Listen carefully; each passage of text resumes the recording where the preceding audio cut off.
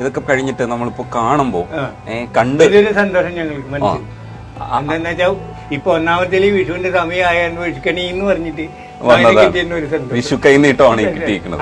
ഒരു സന്തോഷം.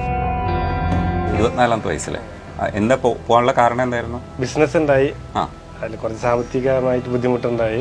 കടത്തെ പേടിച്ച് ആൾക്കാരെ ഫേസ് ചെയ്യണത്, ആൾക്കാരെ എങ്ങനെ ഫേസ് ചെയ്യുന്നുള്ളതാണ് അവന്റെ മുഖ്യ ഇതുണ്ടായിരുന്നത്. അത് നമ്മൾക്ക് ഇത് വിവരം അറിയിക്കാനായിട്ട് എന്തെങ്കിലും ഇത് അറിയണ്ടേ. പിന്നെ മരിക്കുന്നതിന് മുമ്പ് ഒന്ന് കാണണം എന്നുള്ള ഒരു ആഗ്രഹം മാത്രമേ ഞങ്ങൾക്ക് ഉണ്ടായിരുന്നുള്ളൂ. അല്ലാതെ വേറെ ഇവരെ കൊണ്ട് നീ ഞങ്ങൾക്ക് ജീവിതമില്ല.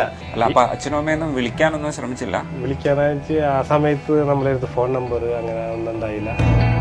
ഇരിങ്ങാലക്കുട വള്ളിവട്ടത്ത് ഷിജേഷ് വീട്ടിൽ നിന്ന് ഇറങ്ങിപ്പോയി. ഒരു കടബാധ്യത മൂലമാണ് ഇറങ്ങിപ്പോയത്. അതിനുശേഷം ഇപ്പോൾ 19 വർഷങ്ങൾക്ക് ശേഷം തിരിച്ചു വന്നിരിക്കുന്നത്. ഭയങ്കര ഹാപ്പി ആയിട്ടുള്ള മൊമെൻ്റാണ്.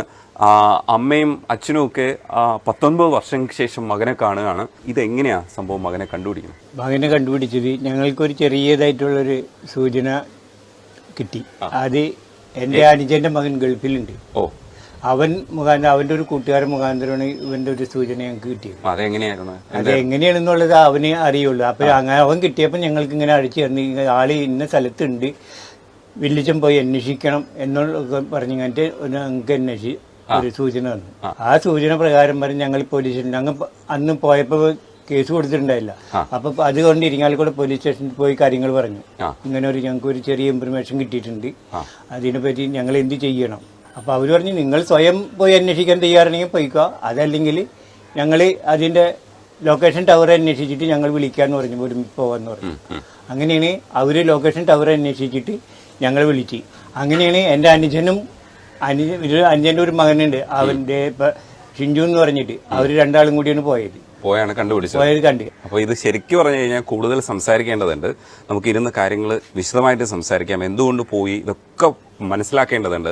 അതൊക്കെ കേൾക്കാൻ വേണ്ടിയിട്ടാണ് നമ്മൾ വന്നേക്കണേ. ശരിക്കും എത്രാം വയസ്സിലാണ് പോയത് ഷിജേഷ്? 24ാമത്തെ വയസ്സിലെ. എന്താ പോകാനുള്ള കാരണം എന്തായിരുന്നു? ബിസിനസ് ഉണ്ടായി, അതിൽ കുറച്ച് സാമ്പത്തികമായിട്ട് ബുദ്ധിമുട്ടുണ്ടായി. എന്ത് ബിസിനസ് എന്തായിരുന്നു? ചെമ്മീൻ കൃഷി, പിന്നെ ഒരു ചെറിയൊരു കുറി അങ്ങനെയൊക്കെ ഉണ്ടായി. സാമ്പത്തിക ബുദ്ധിമുട്ടായപ്പോൾ ഇവിടെ നിൽക്കാൻ പറ്റിയില്ല. അപ്പൊ ഞാൻ അങ്ങനെ മാറിയതാ. 2 വർഷം കഴിഞ്ഞ് തിരിച്ചു വരാന്നും പറഞ്ഞ് മാറിയതാ. പിന്നെ എനിക്ക് അങ്ങനെ വരാൻ പറ്റിയില്ല.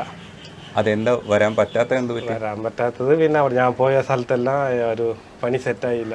അങ്ങനെ കുറച്ച് ബുദ്ധിമുട്ടുകളെല്ലാം ഉണ്ടായി.